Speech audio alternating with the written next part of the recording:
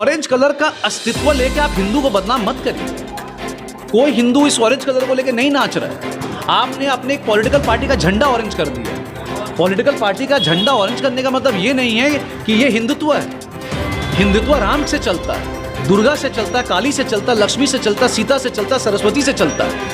Hindutva orange से नहीं चलता। याद रखिए, मेघालय और त्रिपुरा का जो जीडीपी है ना, उससे कई ज्यादा यहां पर माइनॉरिटी का फंड है। सीपीएम के दौरान में माइनॉरिटी का फंड था 480 करोड़। और त्रिपुरा, मेघालय और जितने भी नॉर्थ ईस्ट जो हमारे जो सहयोगी जो साथ में हैं, उनका जीडीपी उतना नहीं, उनका फंड उतना नहीं है जितना यहाँ पर सिर्फ और सिर्फ माइनॉरिटी के लिए फंड मुहैया किया जाता है। कितना किया जाता है मैं आपको ये भी बताते चलूं। जिस तरह से देश में रंग को धर्म के साथ जोड़कर राजनीति की जा रही है, उस पर जवाब देते हुए तौसीफ रहमान ने कहा कि साबुन भी ऑरेंज कलर का होता है तो उसे भी बंद कर देना चाहिए। वहीं उन्होंने प्रधानमंत्री पर भी तंज कसते हुए उन पर निशाना साधा। आइए सुनते हैं। शैतान टोपी पहनने का तो नमाजी हो जाएगा क्या? ऐसा नहीं हो सकता। चादर चढ़ाने से ख्वाजा साहब जो हैं, हिंद वली हैं, उनको चादर की ज़रूरत नहीं है। वो तो दुनिया की दुआ सुन रहे हैं, क्योंकि अल्लाह से दुआ वो कर रहे हैं। ये सिस्टम है ना, सिस्टम है। वो अल्लाह से दुआ करते हैं, कुछ लोग उनसे दुआ कर रहे हैं। ये सिस्टम जा रहा है कि भाई चलो ठीक है, डायरेक्टली इनडायरेक्टली वाली बात अलग बात है। मगर अगर शैतान टोपी पहनकर और कोई मंदिर चले जाए, या एक उसको माला को क्या कहते हैं, जो माला होता है, जो बहुत पवित्र माला होता है हिंदुओं, ठीक है, अगर वो पहन के अगर आप मंदिर चले जाएं तो आप शैतानी कहलाएंगे। मस्जिद चले जाइए, मंदिर चले जाइए, आप शैतान कहलाएंगे। क्योंकि जब तक आपके दिल में सफ़ेदी और आपके दिल में अगर पाकिज़गी अगर नहीं आती है तो आप इससे कोई मतलब नहीं है। चादर चढ़ा के क्या कर लेंगे? वोट मिल जाएगा। 1 लाख मुसलमान, मतलब मैं एग्जाम्पल बता रहा हूँ, अगर 1 लाख मुसलमान अगर हैं तो उससे क्या हो जाएगा? 200 मुसलमान शायद दया खा के वोट दे देगा कि चलो यहाँ पर आया। सजदा करने बोलिए इनको बोलिए कि ख्वाजा साहब के वहाँ जाके सजदा करे, या जब नमाज़ पढ़ा जाता है तो वहाँ जाके वो नमाज़ पढ़े। क्योंकि हम जैसे लोग जब मंदिर के बाहर कहीं जाते हैं, क्योंकि मैं तो खुद दुर्गा पूजा करता हूँ, मुझे मेरा लिमिट पता है, क्योंकि मैं सजदा नहीं करता हूँ उस पूजा में। एज अ मुस्लिम मुझे सजदा करना मना है, पर मैं 20 साल पुराना दुर्गा पूजा मैंने अपने मोहल्ले में करवाया है। पर मैं हाथ ज़रूर जोड़ लेता हूँ। हाथ में आस्था के लिए नहीं जोड़ता हूँ, मैं रिस्पेक्ट के लिए जोड़ता हूँ। मेरा यकीन जो है मेरे अल्लाह के ऊपर ही है। तो आप अगर मोदी हैं, आप इतने बड़े प्रधानमंत्री हैं, और आप जाके जो ये ढकोसला करते हैं दरगाह में जाके, यहाँ वहाँ जाके, तो आप सही से दुआ भी मांगिए, इस्लाम के बारे जानिए। ये जानिए कि इस्लाम में गाय का गोश्त खाना ही इस्लाम नहीं है। मगर आपने ऐसे कितने हज़ारों लोग को मार दिया गाय के गोश्त के चक्कर में। आपने कभी ये समझाया कि हमारे अस्तित्व को ठेस पहुँचता है? हम आपसे गुजारिश करते हैं कि आप इस मोहल्ले में गाय का गोश्त मत खाइएगा। कौन मुसलमान खाएगा उसके बाद मैं देखूँगा। हर एक मुसलमान बोलेगा मैं नहीं खाऊंगा। अगर आपके अस्तित्व पर ठेस पहुंचता है, अगर आपके दिल को तकलीफ पहुंचता है अगर गाय के गोश्त खाने से, मैं आपको दावा से लिख के दे रहा हूं, हर एक मुसलमान बोलेगा नहीं खाना। मगर आपने ये कभी नहीं समझा। तो ये टोपी पहन के दरगाह जाना या किसी मुसलमान के यहाँ जाके अफ्तार पार्टी अटेंड कर लेना, इससे कोई मसला नहीं है। क्या आप इखलाक का ज़िंदगी वापस कर सकिएगा? आसिफा के साथ जो रेप हुआ, क्या उसके रेपिस्ट को आप सज़ा दे पाइएगा? आपने तो उसको टिकट दे दिया। तो टोपी पहनकर या गेरुआ गमछा लगाकर आप पंडित और मौलाना नहीं बन जाइएगा। दिल से अच्छा इंसान बनना चाहिए। गीता में भी यही लिखा है, हर दूसरे पेज में गीता में यही लिखा है कि आप एक अच्छे मनुष्य, एक अच्छे हिंदू तभी बन सकते हैं जब अच्छे मनुष्य हैं आप। हमारे इस्लाम में भी यही लिखा है, आप एक अच्छा मुसलमान तभी बन सकते हैं अगर आप एक अच्छे इंसान हैं। आप दाढ़ी रख लें और आप गिबत कर रहे हैं, शिर्क कर रहे हैं, आप अच्छे मुसलमान थोड़ी ना हैं। तो ये सब जो ढकोसला है, ये सब बोल के फ़ायदा नहीं है। टोपी पहन लिया, क्या पहन लिया, वो जैसा है वैसे ही रहेगा। अच्छा, रंग को लेकर जो राजनीति चल रही है, रंग को एक तो विशेष धर्म से जोड़ दिया जाता है, खास समुदाय से जोड़ दिया जाता है, इसको लेकर क्या है? ये कहीं लिखा ही नहीं। ये 2014 से पहले तो हम जानते नहीं थे कि ऑरेंज होता क्या है। मैं बार बार हर मीडिया में यही कहता हूँ ना। देखिए, आज इनके मंदिर हर रंग के हैं। इनका कोई भी ऐसा चीज़ नहीं है जो ऑरेंज कलर में बहुत ज़्यादा गहराई है। आप समझ रहे हैं? आज कई मुसलमान हरे कलर को बहुत इंपॉर्टेंट देते हैं, क्योंकि मदीना शरीफ में जो गुम्बज है वो हरे कलर का है। मगर इसमें कोई हदीस बयान नहीं, इसमें कोई हदीस बयान नहीं, इसमें तो गुम्बद का एहतराम होना ये चाहिए, गुम्बद ना कि का हरा कलर ये गुम्बद का एहतराम है।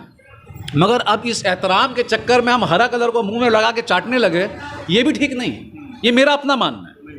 तो इसी तरीके से ऑरेंज कलर का जो अस्तित्व है, या ऑरेंज कलर का जो पहचान है, या इसका जो बेस है, मुझे नहीं समझ में आता। I don't understand. मैं कई पूजा देख चुका हूँ, उस पूजा में ऑरेंज कलर का तो कोई चीज़ नहीं है, सिर्फ लड्डू छोड़कर।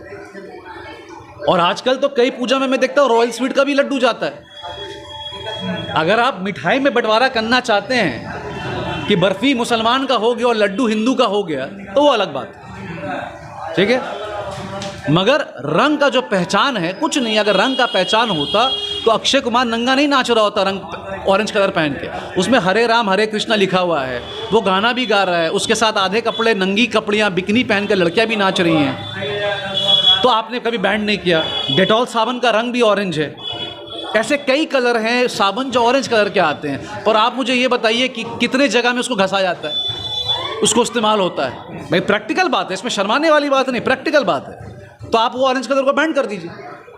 आप सबसे पहले डिटॉल को बैन करिए। आप वो जो हम बंगाल में कोला नींबू कहते हैं, उसको बाकी सब ऑरेंज कहते हैं, केनुआ कहते हैं, उसको बैन करिए, क्योंकि उसको खाने के बाद उसको नाली में फेंक दिया जाता है। और वो ऑरेंज कलर को भी वो कहाँ से निकलता है फिर वो ऑरेंज कलर? वो तो पीछे का रास्ते से निकलता है ना। तो ऑरेंज कलर का अस्तित्व लेके आप हिंदू को बदनाम मत करिए।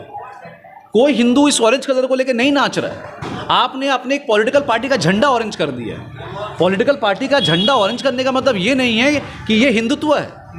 हिंदुत्व राम से चलता है, दुर्गा से चलता है, काली से चलता है, लक्ष्मी से चलता है, सीता से चलता है, सरस्वती से चलता है। हिंदुत्व ऑरेंज से नहीं चलता, याद रखिएगा। तो अगर जो सही में हिंदू हैं, अगर वो मेरी बात मानेंगे या मेरी बात से सहमत है, तो मेरी बात से सहमत होंगे कि मैं क्या कहना चाह रहा हूँ। एक मूवी निकल रहा है, कमा रहा कोई और, खाएगा कोई और, उसके लिए आप पूरे पब्लिक प्रॉपर्टी बर्बाद करना चाहते हैं। और जिसको देखना वो तो देखेगा। मैं मूवी नहीं देखता, मगर मैं इस बार जानबूझकर मूवी देखने जा रहा हूँ। मैं भी देखना चाहता हूँ कि आप बॉयकॉट क्या करना चाह रहे हैं। किसी ने गीता फाड़ा, राम की बेइज्जती की, सीता की बेइज्जती की, दुर्गा की बेइज्जती की, गणेश जी की बेइज्जती की, किसकी बेइज्जती की, मुझे ये जानना है। अगर इस मूवी में किसी भगवान की बेइज्जती अगर हुई है या हो रही है, तो रास्ते में आप सबसे पहले मुझे देखिएगा। मैं शाहरुख खान का बहिष्कार करूंगा, मैं इस मूवी का बहिष्कार करूंगा, मैं दीपिका पादुकोण का बहिष्कार करूंगा, मैं हर इस पूरे मूवी के एंटी चले जाऊंगा। मेघालय और त्रिपुरा का जो जीडीपी है ना, उससे कई ज़्यादा यहाँ पर माइनॉरिटी का फंड है। सीपीएम के दौरान में माइनॉरिटी का फंड था 480 करोड़, और त्रिपुरा, मेघालय और जितने भी नॉर्थ ईस्ट जो हमारे जो सहयोगी जो साथ में हैं, उनका जीडीपी उतना नहीं है, उनका फंड उतना नहीं है जितना यहाँ पर सिर्फ और सिर्फ माइनॉरिटी के लिए फंड मुहैया किया जाता है। कितना किया जाता है मैं आपको ये भी बताते चलूँ, 5070 करोड़ माइनॉरिटी को हर साल फंड दिया जाता है बंगाल गवर्नमेंट से। अब ये माइनॉरिटी कितना इसका लुत्फ उठाती है, कितना फ़ायदा उठाती है, माइनॉरिटी के ऊपर डिपेंड करता है। मुसलमानों, क्रिश्चियन, जैन, पारसी समाज के ऊपर डिपेंड करता है। तो अगर आप ये कहेंगे कि मुसलमान के ऊपर कोई अत्याचार है या मुसलमान खुश नहीं है, तो ये वोट साबित करता है। हर टर्म में ममता बनर्जी ने अपना जो वो है सीट है, वो 20 से 25 सीट आगे कर लिया है। और मुझे इस बात का पूरा भरोसा है 2026 में 320 क्रॉस होगा, क्योंकि यहाँ पर कोई ऑपोजिशन ही नहीं है। ऑपोजिशन ऐसी आनी चाहिए थी जो बंगाल की कल्चर समझे, जो बंगाल को समझे, बंगालियों को समझे। देखिए आज मुसलमान आप भी हैं, मैं भी हूँ, मगर हम बंगाली मुसलमान नहीं है। मेरा बंगाली बहुत ख़राब है, ठीक है, मगर आपको ये बात मानना पड़ेगा, हमारा कल्चर जो है, हम बंगाली हैं। हमें पूजा करने की ज़रूरत नहीं। आप मेरे बात को इंटरप्रेट मत करिएगा, मैं अपने व्यूअर्स से भी कहना चाह रहा हूँ, बंगाली मतलब हिंदू नहीं। आज महाराष्ट्र अपने आप को महाराष्ट्र मुस्लिम कहता है, गुजराती अपने आप को गुजराती मुस्लिम कहता है। हमें भी फ़ख्र होना चाहिए, हमें अपने आप को बंगाली मुसलमान बोलना चाहिए। और अगर कोई बंगाली मुसलमान खुश नहीं है, तो उसको अपने आप से पूछना चाहिए कि वो खुश क्यों नहीं।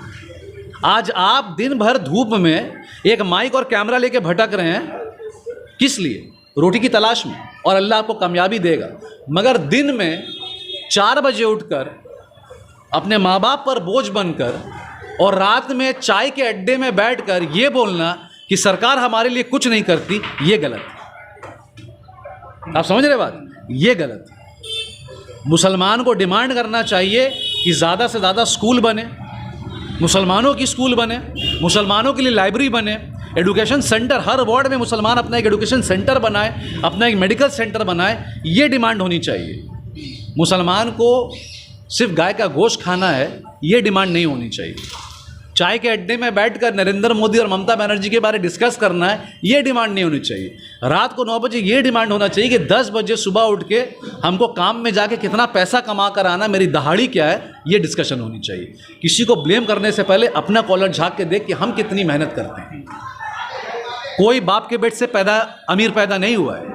आज जो ख़ानदानी पैसा वाला भी है तो उसके बाप दादा से दादा भी गरीब थे, उन्होंने मेहनत किया है। मेहनत करने वाला भाई कभी भूखा नहीं मर सकता। हाँ, अब वो अलग बात है, वो अल्लाह की नसीब की बात है कि अल्लाह ने किसी को करोड़ दिया, किसी को लाख दिया, किसी को 1000 दिया, किसी को गुमशुदा में ठहर दिया। तो ये सोचने की ज़रूरत है कि आपका अमाल कैसा है। बहुत बहुत शुक्रिया।